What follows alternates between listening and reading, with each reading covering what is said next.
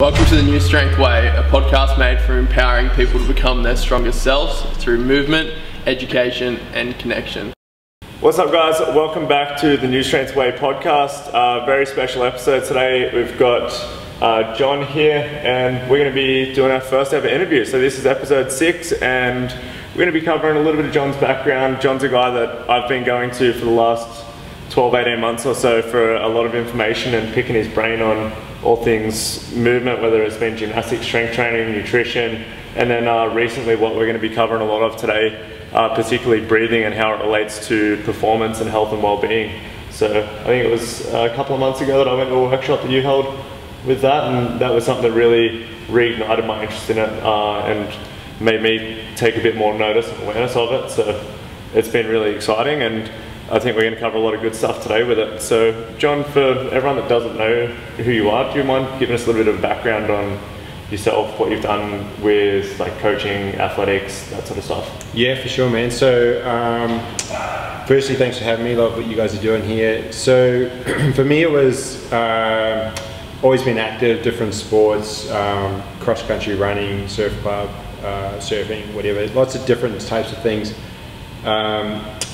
After university, I was in the corporate space, was doing a lot of cycling, got into triathlons before I sort of moved into the personal training and coaching. And in that triathlon step was kind of my first exposure to sort of high performance athletics and I guess sort of pushing the envelope with the body and starting to realize the impact of things like breathing. Met and trained alongside some professionals, world champion levels, which was very fortunate. Stuck with that for a while with some level of success, and then eventually moved into kind of the coaching space and personal training. Eventually opened a gym in Melbourne, like a strength and movement gym, and ran that for 4.5 years. And that was pretty much it. So that early sort of exposure carried through, and fortunate to work with a lot of different people and get different exposures to it all along the way.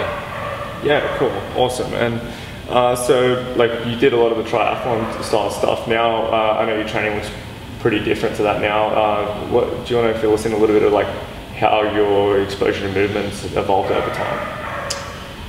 Yeah, so like the movement side of stuff? Yeah. So growing up I went to a gym and I was doing all these different sports.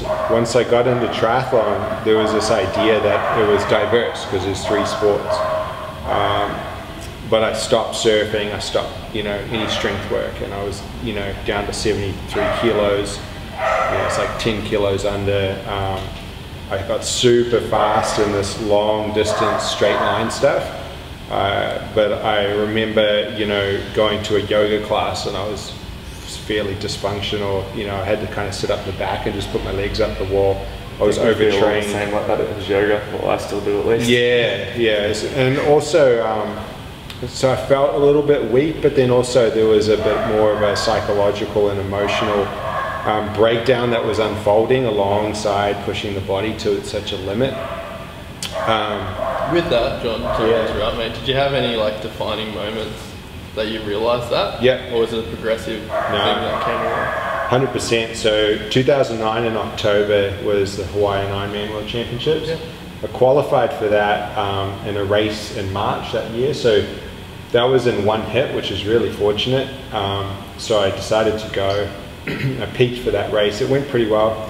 I came back, and in Australia we just keep training year round. Yeah. So we don't have like. So there isn't enough season. Yeah. There's no like winter of snow. You just keep going. And the Australian long course champs was in March. I think it was the next year. So I just kept going, and came into this Australian long course champs, which was a shorter distance race, like 4 hours, like super fit, super fast for me, and I won my category. I was like feeling good. The next step was like, okay, you're going to start your race open and try to do this pro card and all of that. Yep. Came back from the long course champs and couldn't get out of bed for like 6 days. Just complete breakdown. I woke up, I'd look at Ruby, who's now my wife, and I just couldn't function. It wasn't like a have a coffee type thing. It was just like, just fell back asleep. and it was scary. Yeah. And I fought for a little bit after that. Yeah. But in hindsight, that was like finally the physical body just going like, you've done too much. Like, you got to stop. Yeah. And I think it's taken years to sort of recalibrate everything. Yep. And get that sort of vitality back. But that was the first big shift, and that's kind of when that moved back to the movement, moved back to like, okay, you've got to start to broaden things out. You've got to be, like the term's overused, but you've got to be more holistic. You've got to start to understand stress, understand physiological load, understand the breathing, because I just keep hitting the same wall. Yeah. So it was definitely a move away from pain, was opening the eyes to more movement based, more mobility, more breathing, more meditation came in 2009, same thing. It was all a move away from pain, and that's how it started, you know. Did you find it hard to, lack of a better term, bite the bullet and say that's enough, or was it that significant and that bad that you were like, this has got to stop? No, I'm not going to chase that anymore. No, it was hard. It was my friends, you know. I remember the first Monday when I didn't do like a 25k long run, yeah. and I went for a walk, and I was just like, part of your identity is like just cut. Yeah. Did you feel defeated in a sense? Yeah, I don't know, like the pain was enough that I knew it was the thing I had to do. Yeah. But it was a weird feeling, and that was, I think, another key point, because I started to realize, like, whether it was weightlifting or movement down the line, these signs are becoming too attached to something, and letting it take hold of your life, and how to come back to the center, and how to identify with what's right for you, what feels right on that day, maybe in that training session. You don't necessarily have to keep up with the person next to you. Yep. I think, a lot of it came from that separation, because all of a sudden you're no longer the triathlete, you know, you just you. Yeah. Yeah. Super interesting. Yeah, no, very interesting. It sounds like you went from such a, like, it seems so extreme to go from where you're at the peak of your physical condition, basically, to where probably is like the low point in your physical condition as like an adult, right? Like, yeah. That's such a big shift in like a day, or like a couple of days, or whatever it was. And talking about, like, you just said that you, coming out of that, you started incorporating the breathing, the meditation sort of stuff. Let's get into that now, because that's sort of the thing that you've helped me with recently in getting back awareness towards that. How did that fit in? How did you come about that? Yeah, so 2009 I met a guy, his name's Cole Clayton, he was a mentor. He introduced me to the idea of breathing, and it sat in the background, and I went down, as I mentioned, this just guided meditation stuff. I was really just searching for something to help, because my mind was down in the dumps as well. When the body's crumbling like that, a lot of times we see anxiety and a lot of stress, mentally and emotionally. And so that was a practice that started to come about. The breathing, I started to notice in meditation shifts in the breathing. And in the training previously, in the sports side of things, I had seen this tie-in with the breathing as well. So training with some of these pros, there was this posture of, we wanted to show that we were relaxed in our training. You didn't want to be that one person out of the group who was sucking air, you know. It was like a sign of strength to be composed and have a natural breathing pattern, even in this running, training session that was intense. So breathing was coming from different directions, the meditation, the sports as a kind of an athlete, I guess. And then that sort of just bubbled away in the background until probably a couple of years ago, when it was like, okay, what if we go straight direct road to the breathing itself? Not to bypass meditation or anything like that, but as a tool that we can use in the gym, as a tool we can use straight after the gym, as a tool that we can use at home to balance the physiology. And so what I started to find was, the stuff around carbon dioxide levels in the blood as a vasodilator and a calmative, and pH, and this breathing as a mechanism to regulate so much of the physiology. I was like, cool, we can go direct here, and we can use this as a tool straight after the gym or whatever we're doing, and as a diagnostic. And it just opened up a whole new world, which I had to go down. It was a big thing. Knowing what you know now, do you think the breathing could have had its place before you got to that point where you had to stop everything and it could have carried you further as like a complementary thing to get you further in potentially your career? Or do you feel as though with that amount of training and that intensity, it was bound to happen at some point? It might have just prolonged the process. Yeah, it's a good question. I think ultimately the level of training is too high. Yeah. And that's a trade that we see with a lot of high-level athletes. It's like an inconvenient or a difficult road to cross. Like when the load, 20, 25 hours a week, can we still get to a high level without doing that? Maybe it hasn't really been done, but can the breathing be a tool to use in the context of training? Yes, and it would have helped 100%. I don't know whether I would have been any faster or gotten any further, or whether the body would have broken down. But what I do know is it's a great tool that I've used since then, even in high pressure situations and high level training, to definitely help for sure. Yeah, cool. Yeah. So I think in hindsight it'd be a great tool. Who knows how it would have played out at the time. Yeah.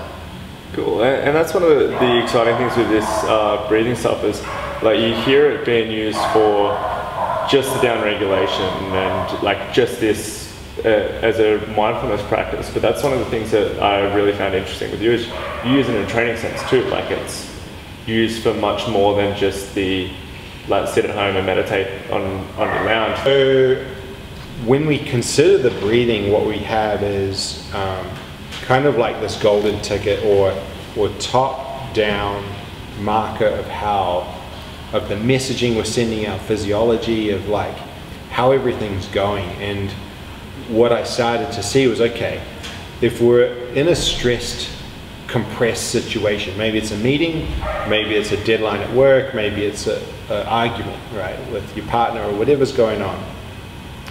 Straight away we see tension in the body and we see a shift in the breathing. Yeah, as we see this mouth breathing, we're in a stress state. And that's cool. Sometimes we need to dump that extra carbon dioxide. Maybe I'm it's feeling real self-conscious now to be nose breathing. Yeah, we're doing this now that we're talking about it. That's really common. Yeah. So what I noticed, okay, we have this situation which is stressful, breathing shifts. We have a certain feeling that we get physically, mental, emotionally after those stressful situations. For me, training was always that. It was always a lot of hard training, heavy Olympic lifts, hard endurance, whatever it was.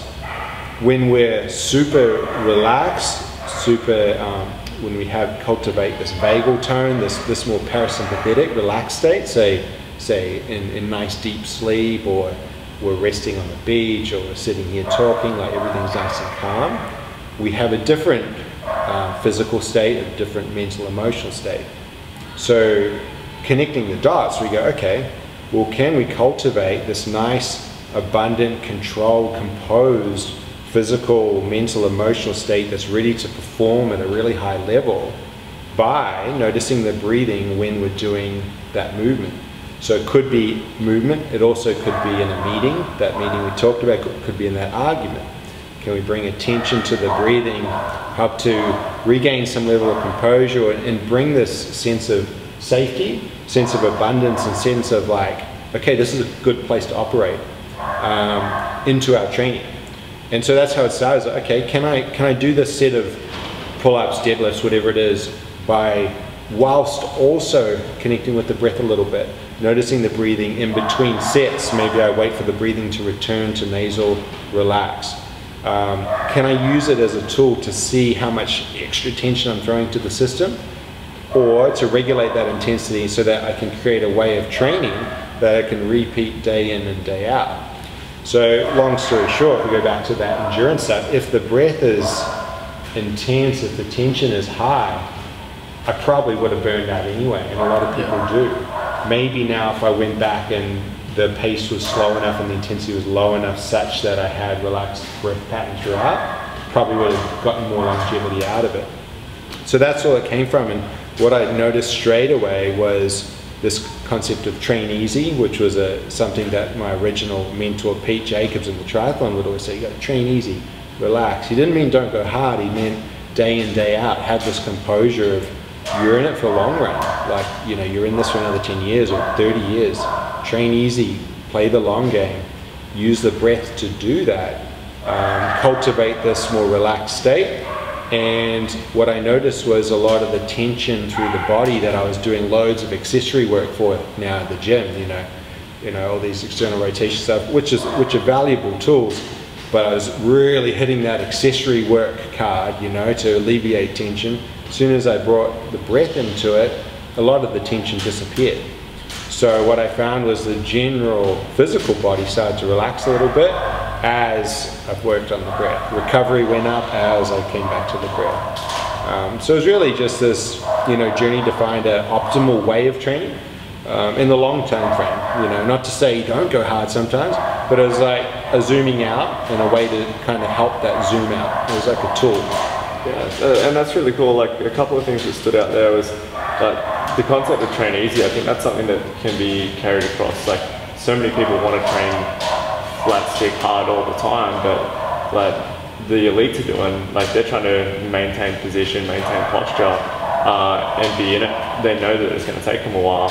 I think that's something that a lot of people can learn from it, and I think that's something that like we sometimes we try to incorporate as like your rest breaks here, like, and that's probably the best way to start with some people is like your rest breaks and nose breathing only, like you have to get back to that, or those sort of methods rather than trying to get people to go through like nose breathing completely in a circuit can be hard, because I know I struggle with it a lot in an active position. But then the other thing that really stood out, as you said, doing all this accessory work, and there's only so much volume that your body can take at a time, and if you have to spend, let's say, 40% of your total volume doing these accessory movements to balance out the tension and that you have, but you could cut that back by doing just the breath work and relieving that tension by itself on something that's not really taking up any of your recovery capacity.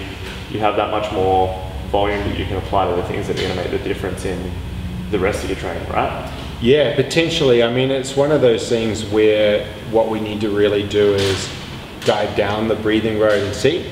But what we do know is if we have something like the breath, which is influencing tension, especially in the secondary respiratory muscle, upper traps, shoulders, this arm line, pec minor, these sort of areas, scalenes in particular. So if we have tension in these areas, 100%, if we start to look at the breathing, it can relax and come to that more subtle breath through the lower 2/3 of the trunk, and the softening and opening of the breathing. And then we see a shift in tension or a decrease in tension, then it makes sense to play that out a little bit. I'm wary always of going either X or Y, because 100%, like, we need to look at the skeletal structure and look at whatever accessories we might need to do for the rehab or for prehab. But yeah, like, I think if, you know, straight away, if basically the posture might shift a little bit, so that straight away if we do have tension or we're using accessories to try to alleviate chronic pain in a certain area, the first question to me is, okay, what's the physiological environment like? How's the breathing going? How does it seem like the level of tension in the whole system as a whole? How's everything going there? How's the sleep going? How's the whole recovery process going? As well as, okay, what can we do today for the shoulder? Yeah, it just opens a conversation a little bit, and the more I started to look in the gym environment with a lot of people and a bigger sample size, the more we start to see parallels between things like poor sleep patterns, chronic tension, neck tension, the scalenes, upper traps, faulty breathing mechanics, and then lower back pain, chest, shoulder pain, elbow tension, wrist pain. You know, so it's not like unfortunately, we're not at a place where it's like, okay, you know, this and this is going to fix it, and it's going to be better or worse than accessory movements. But we're definitely at a place where the conversation's being had, and the more that we look, the more we see that everything is connected in, and the breath is one tool that we really can benefit from. Yeah, it's super powerful. Yeah, I think with that, like, one of the things that sticks out, I know Nate has a client that came in and has had back pain for, like, he's only a young athletic guy, but some days he was, and Nate can probably elaborate better, but could basically not move at all, or be fairly restricted, and he comes in now and works on belly breathing basically at the start of every session, and now his performance is through the roof. He's back playing sports again. And I think a lot of that's come down to, like, I know when they first checked him out, he didn't know like how to be able to have attention to how he was breathing. He was just sort of just come in, and would you say he was like chest breathing a lot, Nate? Or? Yeah, it's probably more lack of awareness. He wasn't like, I know you've used it a lot in the past too, Jake, where you get people like try and breathe into him and they just cannot do it. But I think he didn't realise how to brace that, and I think for him it come into the breathing. Just gave him some feedback on how it feels when his hips were under his trunk, and he could use his diaphragm properly when everything was stacked in that 90-90 position. And then allowing him to do that gave him a better, like he's only just mentioned it this morning actually, like we've done some holding breathing work yesterday with some dead bugs with that posterior tilt and getting things engaged, and he said he felt so much better today. And we done deadlifts today, and he hadn't been able to do them for about 12 months like before we got this all sorted, and he was aware of like how he was breathing, where his trunk was, where his pelvis was in relation to his trunk. And I think without the breathing it would have been a lot harder, a lot longer process to make him understand what that feels like and what it feels like when you're in a good position, you can brace and belly breathe and all those things.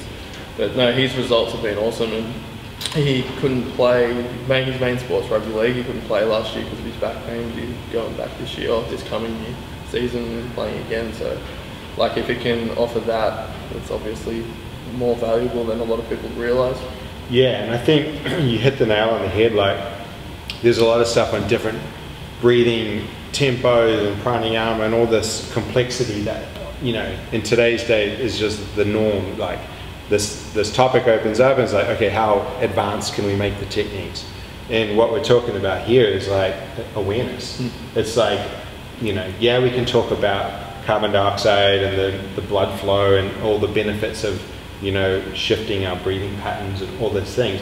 But the very first question, the very first thing that I get people to work on is like, okay, let's spend 5 minutes today and for every single day until I see you next week or whatever, where you're just going to sit with either seat, lie down, or whatever it is, neutral spine. We're just going to allow this natural breathing, and I want you to feel where it's coming in, you know, before we even change it, anything like that. And as the awareness goes up, then it opens up the door. Maybe that in itself is enough to help create functional movement again. Or if they want to go deeper down a rabbit hole, then we have something to work with. It's like we know and we can start to feel how we're breathing and how we're moving, and that whole, you know, body awareness can jump another level too, which is awesome. Where do you, just out of curiosity there, John, where do you take someone, so for instance with Ben on that 90-90 breathing, so say if someone wanted to take that further, like where is your next step? So, because with what you said before, it is a conversation that is being had in physical therapy and training, and people are becoming more aware of it. Except I think something that is not being made more aware, like what is the next step? I think from point A to point B, people are getting more aware and more knowledge on the subject, except C, D, E, F, G and all the rest of the way what we could use for benefit isn't as well known.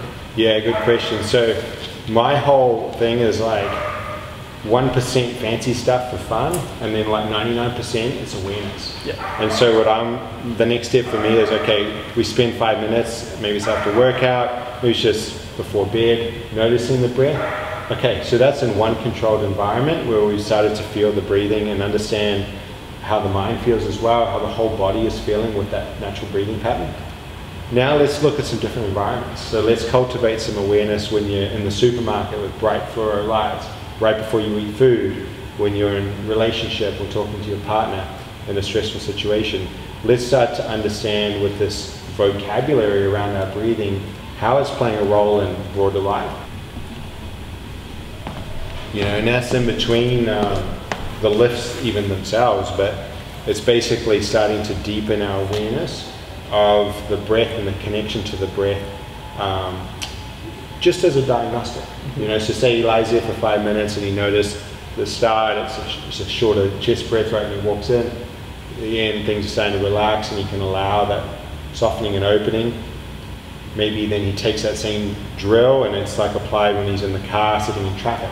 Okay, kind of just use 3 or 4 breaths here to notice what's going on. Where am I holding tension? Can I relax, allow that natural breathing pattern? Do you feel like that's a process someone can use consciously to kind of override that primitive state. Like obviously it had its purpose in evolution and whatnot, like there was probably a very good purpose to that heightened state and getting more oxygen and breathing heavier and whatnot, but now it interferes with us in situations we don't realise, and that kind of gets your awareness back and go, oh, I don't have to be using this process or this right now, and gets the person aware, and then they can act on it effectively rather than just being influenced by how they feel. Yeah, 100%. So like, how am I going? Okay, I'm going. That's my breath is telling me how I'm going. It doesn't really lie. What tools can I use to implement here and now if I want to? Yeah. So yeah, it's like a lens, it's a vocabulary, it's a tool for the toolkit. And we can use it to shift states up and down. Yep. So we can heighten excitation, we can down-regulate excitation, you know. So super powerful, and yeah, I mean it opens up into a whole new world, and that person can take it as far as they want. But it just starts with, you know, some simple stuff, and just, you know, that basic attention, basic awareness. Yeah, I'm really looking forward to the workshop, mate. I'm very excited. Well, I guess that's something that we're going to move towards now. Is we're excited to bring you in on the 8th of December to run a workshop here related to what we've been talking about today, how we can utilise breathing to not only impact on our daily life and our health and wellness, but also take a couple of those tools and apply them to training, apply them to performance and athleticism. And if you want to give us a quick little rundown of like what more can people expect to gain from coming along and joining us for that workshop, John? Yeah, so I try to keep it pretty experiential. So you get a little bit of background, a little bit of the science behind what's going on with this breathing, even some of the changes we see in the brain and the physiology, but then move straight into some practices. So we do basically some hands-on work together. I guide you through a few exercises, and then we look at a little bit of that concept of changing states. Yep. So this is really opening up into what's called adaptability. How can we become more adaptable? And that is the world champion draw card, is adaptability, is to be able to train, recover, adapt. Train, recover, adapt. Whether it's switching between sports, start training at the gym, want to go deeper into, you know, triathlons, whatever it might be. Once we have the tools for adaptability through understanding the state and the shifts in the state that we can use with the breathing with, the gains go through the roof. Like the progress jumps, the plateaus start to fall away a little bit. So yeah, we dive into that, and then what I do is wrap it up. We've got some great like relaxation techniques that are kind of cool, and then I just provide a little video after the fact, which is basically like, if you want to dive down this road, you can, you know, start here for the next month, see where it takes you, and it's a great start to build awareness and into your training or into just everyday life. Yeah, awesome. I love it, man. So if this is something that might be interesting to you and you want to come along and learn more from John, all you got to do is click down below in the show notes. We'll be able to set you guys up and welcome you in. It's going to be loads of fun. I'm looking forward to just sitting in the front row and taking plenty of notes and feeling pretty relaxed at the end. I think the last time when I joined you for one of these, I was pretty close to falling asleep, and then I think one of the guys next to me fell asleep and started snoring, and he woke me back up. But yeah, it's lots of fun. It's definitely it was a new experience for me to get it from that perspective, and it's really helped me with being able to, as you say, change those states. When you get that text message, it's like, oh no, I have to deal with this right now. It's like, chill out, relax, like back to normal, and then it's like you can actually think a little bit straighter. So I think it's got so much application to not only being able to boost your athleticism, performance, strength, endurance, whatever it might be when within your training, but also help with daily life and managing all those little stresses that we come about from. So that's something that I'm really excited for, and hopefully I think that we'll have lots more people excited about it, and looking forward to it. Anything else from you, Nath? No, I'm really excited, and I'm looking forward. It's awesome to hear John talk so passionately about it, and makes a very good point in how it's a tool in the tool belt, but it can be applied to multiple things. And I'm really looking forward to what John mentioned before, like the stimulus, recovery, adaptation, and applying breath to the stimulus, applying it to recovery so you can get the adaptation you're looking for. And I think that'll be awesome for all our members and even non-members that come in, if you can use that and learn how to use it as a tool and where it fits and what it can be used for. Like, it's a very, very, very valuable thing to have. Yeah. Looking forward to it. 100%. Yeah, can't wait to share and meet everyone. It's going to be awesome. Awesome. Thanks so much for coming on our podcast, our first ever interview. So cheers, mate. And thank you. Looking forward to seeing everyone again here at the workshop.